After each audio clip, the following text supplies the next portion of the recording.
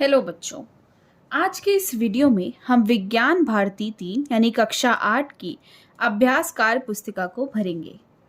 तो सबसे पहले शुरू करते हैं इकाई 1 से।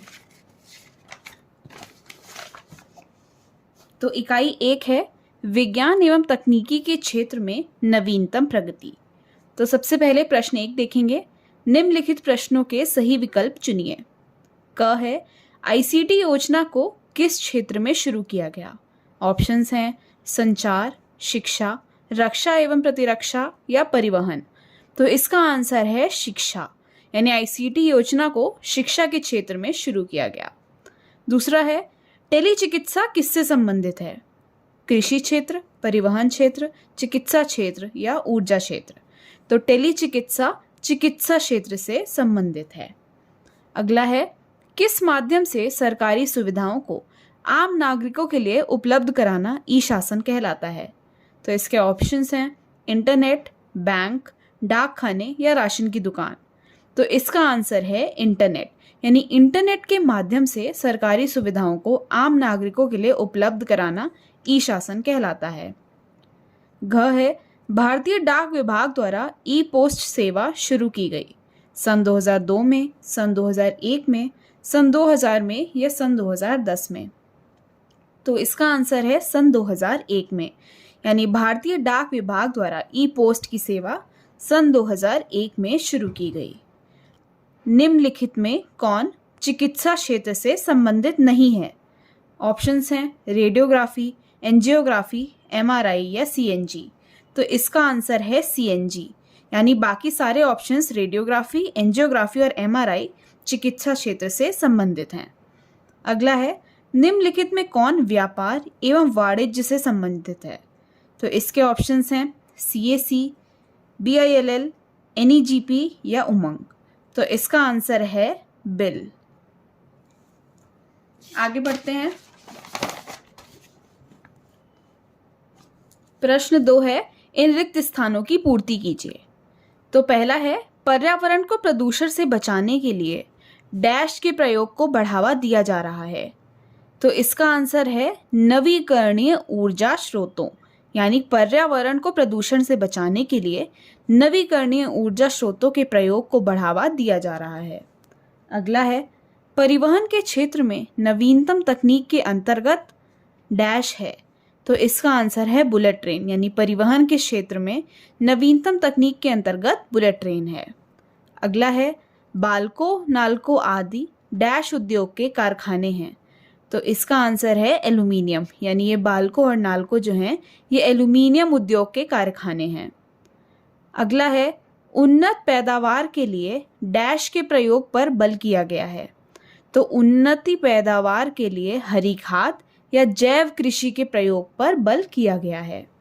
इसके बाद अगला है डीआरडीओ का गठन सन डैश में हुआ था। तो डीआरडीओ का गठन सन 1958 में हुआ था। प्रश्न 3 इसमें क्या है? निम्नलिखित चित्र में बने उपकरण वस्तु विज्ञान एवं तकनीकी के किस क्षेत्र से संबंधित हैं? ये बॉक्स में लिखिए। तो यहाँ हमारे पास कुछ चित्र बने हुए हैं, इसमें हमें बताना है कि ये तकनीकी के कौन से क्षेत्र से संबंधित है। तो पहली जो फोटो बनी हुई है ये अंतरिक्ष से संबंधित है, इसलिए हमने यहाँ बॉक्स में अंतरिक्ष लिख दिया। दूसरा हमारे पास ये बुलेट ट्रेन दिख रही है, तो बुलेट ट्रेन परिवहन के क्षेत्र से संबंधित है। तीसरा हमारे पास ये सोलर पैनल लगे हुए हैं, तो ये सोलर पैनल ऊर्जा के क्षेत्र से संबंधित है। और चौथा एटीएम की स्वाइप मशीन लगी हुई है, ये व्यापार एवं वाणिज्य के क्षेत्र से संबंधित है। अगला क्वेश्चन है प्रश्न 4। इसमें क्या है? स्तंभ क के कथन को स्तंभ ख के कथन में सही सुमेलित कीजिए। यानी स्तंभ क में हमारे पास कुछ चीजें हैं और स्तंभ ख में हमारे पास कुछ चीजें हैं, इनका हमको सही मिलाप करना है। तो स्तंभ क में हमारे पास क्या क्या है? मैग्नेटिक रेजोनेंस इमेजिंग एमआरआई, रक्षा अनुसंधान एवं विकास संगठन डीआरडीओ, वायरलेस फाइडिलिटी वाईफाई, तेल एवं प्राकृतिक gas corporation ONGC, Flipkart, Snapdeal आदि। और स्तंभ ख में क्या है? पेट्रोलियम उद्योग के क्षेत्र में, व्यापार के क्षेत्र में, चिकित्सा के क्षेत्र में, रक्षा एवं प्रतिरक्षा के क्षेत्र में और संचार के क्षेत्र में। तो सबसे पहले देखते हैं एमआरआई, मैग्नेटिक रेजोनेंस इमेजिंग। तो ये हमारे चिकित्सा के क्षेत्र में आता है, तो इसको हम ग से मैच कर देंगे। फिर अगला है रक्षा अनुसंधान एवं विकास संगठन डीआरडीओ। तो डीआरडीओ हमारा रक्षा एवं प्रतिरक्षा के क्षेत्र में आता है। फिर तीसरा है वायरलेस फाइडिलिटी यानी वाईफाई, तो ये हमारे संचार के क्षेत्र में आता है। फिर अगला है तेल एवं प्राकृतिक गैस कॉर्पोरेशन ओएनजीसी। तो ओएनजीसी हमारे पेट्रोलियम उद्योग के क्षेत्र में आता है। फिर फ्लिपकार्ट, स्नैपडील आदि ये हमारे व्यापार के क्षेत्र में आता है। इसके बाद प्रश्न 5 पे आते हैं। निम्नलिखित प्रश्नों का उत्तर एक शब्द में लिखिए। तो पहला है पुनः प्राप्त किए जाने वाले ऊर्जा के स्रोत को क्या कहते हैं? तो इसको हम नवीकरणीय या फिर अक्षय ऊर्जा कहते हैं।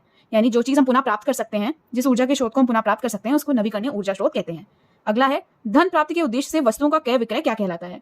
तो धन प्राप्ति के उद्देश्य से वस्तुओं का क्रय विक्रय व्यापार कहलाता है। तो इसका आंसर हो गया व्यापार। अगला है सरकार की आम नागरिकों के लिए उपलब्ध सुविधाओं को इंटरनेट के माध्यम से उपलब्ध कराना क्या कहलाता है? तो इसको हम ई गवर्नेंस या ई शासन कहते हैं। यानी आम नागरिकों तक सरकार जो भी हमें सुविधाएं उपलब्ध कराती है उसको इंटरनेट के माध्यम से पहुंचाना ई गवर्नेंस कहलाता है, या फिर इसको ई शासन कहते हैं। कच्चे माल को मूल्यवान उत्पाद में परिवर्तित कर अधिक मात्रा में वस्तुओं के उत्पादन को क्या कहते हैं? तो इसको विनिर्माण या वस्तु निर्माण कहते हैं। फिर अगला क्वेश्चन है शिक्षा के लिए समर्पित भारत के पहले उपग्रह का क्या नाम है? तो शिक्षा के लिए समर्पित भारत के पहले उपग्रह का नाम एजुसैट है। तो इसका आंसर हो गया एजुसैट। आगे बढ़ते हैं।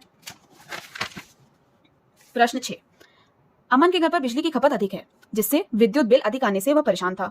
इसकी चर्चा जब उसने अपने मित्र प्रकाश से किया तो प्रकाश ने उसे सोलर सेल पैनल का प्रयोग करने की सलाह दी। सोलर सेल पैनल के प्रयोग से क्या फायदा होगा, इसको संक्षेप में लिखना है। तो सोलर पैनल से अमन के घर की बिजली की खपत कम होगी, बिजली का बिल कम आएगा। सोलर पैनल क्या करेगा? सोलर पैनल धूप की ऊर्जा को लेकर उसको बिजली में परिवर्तित करेगा। तो इससे जो भी हमारे अमन के घर में बिजली की खपत हो रही है वो कम होने लगेगी, क्योंकि हम इसमें सौर ऊर्जा का इस्तेमाल करने लगेंगे। फिर प्रश्न 7, नव्या अपनी माँ के साथ बाजार गई, वह पर्स में रुपए रखना भूल गई। इसके बावजूद दोनों ने खरीदारी का भुगतान किया। सोचिए बिना नकद धनराशि के नव्या और उसकी माँ ने कैसे खरीदारी की? तो नव्या और उसकी माँ ने ई कॉमर्स संसाधनों का प्रयोग किया, जैसे कि जीपे, पेटीएम या कार्ड। तो इसके द्वारा भुगतान करके उन्होंने खरीदारी कर ली। प्रश्न 8, रमन की माताजी गंभीर बीमारी से पीड़ित हैं। उन्हें ले जाकर डॉक्टर को दिखाना मुश्किल था। उसने मोबाइल पर डॉक्टर से चिकित्सीय परामर्श लेकर इलाज कराया, जिससे उसकी माँ को आराम मिला। चिकित्सा की इस पद्धति को क्या कहते हैं? इस चिकित्सा पद्धति के क्या फायदे हैं? तो इसमें हम क्या बताएंगे कि इस चिकित्सा की पद्धति जिसमें उन्होंने ऑनलाइन परामर्श लेकर इलाज कराया, इसको हम टेली चिकित्सा कहते हैं।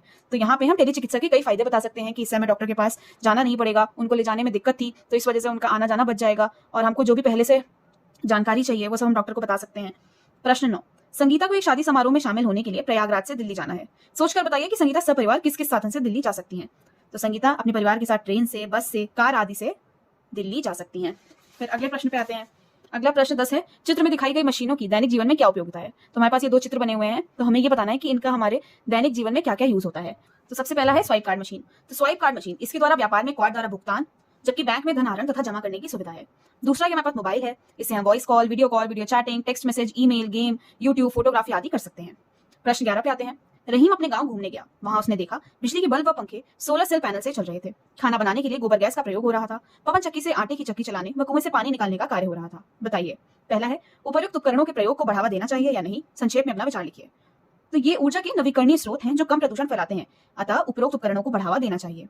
दूसरा है सोलर सेल पैनल, गोबर गैस व पवन चक्की से प्राप्त ऊर्जा किस प्रकार की ऊर्जा है? तो इसका आंसर होगा नवीकरणीय ऊर्जा। यानी जो सोलर सेल पैनल, गोबर गैस और पवन चक्की से हमें ऊर्जा प्राप्त हो रही है वो नवीकरणीय ऊर्जा के स्रोत हैं। आगे बढ़ते हैं। प्रश्न 12, राहुल अपने दोस्त प्रकाश के साथ पार्क घूमने गया। वहां पौधों की सिंचाई के लिए चित्र क जैसे उपकरण थे, जिससे पानी सभी दिशाओं में निकलकर गमले के पौधों की सिंचाई कर रहा था। सिंचाई की इस विधि को क्या कहते हैं? इसके प्रयोग से क्या लाभ है? इसका प्रयोग कहाँ किया जाता है? तो ये हमारे पास चित्र बना हुआ है, तो इसके बारे में देखते हैं कि इस विधि को ड्रिप इरिगेशन कहते हैं। इसके प्रयोग से जल की बचत होती है। इसका प्रयोग कृषि, बागवानी तथा जल की बचत के लिए किया जाता है। प्रश्न 13, निम्नलिखित का पूरा नाम लिखिए। सबसे पहले है इसरो। तो इसरो का फुल फॉर्म है भारतीय राष्ट्रीय अनुसंधान संगठन। दूसरा है इनसैट, तो इसका फुल फॉर्म है भारतीय राष्ट्रीय उपग्रह। IRS का फुल फॉर्म है भारतीय दूर संवेदी उपग्रह, और PSLV का फुल फॉर्म है ध्रुवीय उपग्रह प्रक्षेपण यान। फिर प्रश्न 14, विज्ञान और प्रौद्योगिकी के विकास के कारण मनुष्य को लाभ व हानि दोनों हुए हैं। नीचे दिए गए सामग्री के सम्मुख सामग्री से मनुष्य में होने वाले लाभ व हानि को संक्षेप में लिखिए। तो हमें इन सभी सामग्रियों के लाभ और हानि को यहाँ पे लिखना है। तो सबसे पहली सामग्री है रासायनिक खाद। तो इसका लाभ है कि ये कृषि उपज में वृद्धि लाता है, और इसकी हानि है मृदा प्रदूषण। दूसरा है परमाणु बम। परमाणु बम का लाभ है कि ये रक्षा एवं ऊर्जा देता है, और दूसरा क्या है, हानि क्या है इसकी? वायु प्रदूषण, जान माल की हानि भी हो सकती है इससे। मेट्रो ट्रेन के लाभ है कि समय की बचत होती है और प्रदूषण कम होता है, और हानि क्या है कि मेट्रो स्टेशन बनाने के लिए पेड़ों को काटना पड़ता है। अगला है सोलर पैनल। सोलर पैनल का लाभ यह है कि अक्षय ऊर्जा स्रोत, बिजली बिल कम आता है इससे, और ये अक्षय ऊर्जा का स्रोत है। और इसकी हानि क्या है? लागत अधिक होती है और मौसम अनुकूल जरूरी होने चाहिए, इसके लिए धूप होना जरूरी है। अगला है स्वाइप कार्ड मशीन। तो स्वाइप कार्ड मशीन के लाभ यह है कि आसानी से धन का लेन देन हो जाता है, और इसकी हानि क्या है कि गलत आहरण, चूक होने पर गलत आहरण हो सकता है पैसे का। अगला है मोबाइल। तो मोबाइल का लाभ है संचार का माध्यम एवं शिक्षा में उपयोगी हो गया है। हम कहीं भी बैठ के किसी से भी कभी भी बात कर सकते हैं, और ऑनलाइन शिक्षा के थ्रू इसका यूज कर सकते हैं। और इसकी हानि क्या है कि आंखों पर प्रभाव पड़ रहा है, बहुत ज्यादा फोन यूज करने से हमारी आंखें खराब हो रही हैं। प्रश्न 15 है, पर्यावरण को प्रदूषण से बचाने के लिए क्या उपाय किए गए हैं? तो पर्यावरण को प्रदूषण से बचाने के लिए हमें वृक्षारोपण करना चाहिए, पेड़ों के काटने पर रोक लगानी चाहिए, जनसंख्या नियंत्रण पर ध्यान देना चाहिए, प्राकृतिक संसाधनों के अनियंत्रित दोहन पर रोक लगानी चाहिए। अच्छे ईंधन का प्रयोग करना चाहिए जो कि कम प्रदूषण फैलाता है। इसके बाद हम सोलर पैनल्स का यूज कर सकते हैं, गोबर गैस वगैरह का इस्तेमाल कर सकते हैं क्योंकि इससे कम प्रदूषण होता है। फिर प्रश्न 16 पे आते हैं, परिवहन के क्षेत्र में प्रकृति से। प्रश्न 16 क्या है? परिवहन के क्षेत्र में प्रगति से आम आदमी का जीवन किस प्रकार सुविधाजनक हो गया है, सोचिए और अपने विचार लिखिए। तो परिवहन के क्षेत्र में प्रगति से आम आदमी के समय की बचत हो रही है, व्यापार में भी क्रांति हुई है, सामान को एक स्थान से दूसरे स्थान तक ले जाना आसान हो गया है। तो अगला क्वेश्चन देखते हैं। निम्नलिखित प्रश्नों के उत्तर लिखिए। पहला है, ई पोस्ट किस क्षेत्र से संबंधित है? तो इसका आंसर है संचार के क्षेत्र से, यानी ई पोस्ट संचार के क्षेत्र से संबंधित है। अगला है, केंद्र सरकार और राज्य सरकार की कौन सी शासकीय सेवाएं और सूचनाएं ऑनलाइन उपलब्ध होती हैं? तो इसका आंसर क्या होगा? 18 मई 2006 में शुरू एनईजीपी राष्ट्रीय ई शासन के अंतर्गत आधार रजिस्ट्रेशन तथा सत्यापन, ई मित्र, डिजी लॉकर आदि ये सूचनाएं ऑनलाइन हमारे लिए उपलब्ध हो गई हैं। फिर इसके बाद है, इंटरनेट के माध्यम से व्यापार में क्या परिवर्तन हुए हैं? तो इंटरनेट के माध्यम से इलेक्ट्रॉनिक धन हस्तांतरण, इंटरनेट विपणन आपूर्ति एवं श्रृंखला प्रबंधन जैसी परिवर्तन हमारे व्यापार में हुए हैं। अगला है, मंगलयान एवं चंद्रयान 1 की सफल परीक्षण किस संस्थान द्वारा की गई? तो मंगलयान एवं चंद्रयान की सफल परीक्षण भारतीय अंतरिक्ष अनुसंधान संस्थान यानी डीआरडीओ के द्वारा की गई। आखिरी क्वेश्चन है, सौर ऊर्जा के क्षेत्र में किस राष्ट्रीय योजना की शुरुआत हुई है? तो इसका आंसर है जवाहरलाल नेहरू राष्ट्रीय सौर मिशन, यानी सौर ऊर्जा के क्षेत्र में जवाहरलाल नेहरू राष्ट्रीय सौर मिशन योजना की शुरुआत हुई। तो ये था हमारा कक्षा 8 की विज्ञान का पाठ 1, विज्ञान एवं तकनीकी के क्षेत्र में नवीनतम प्रगति।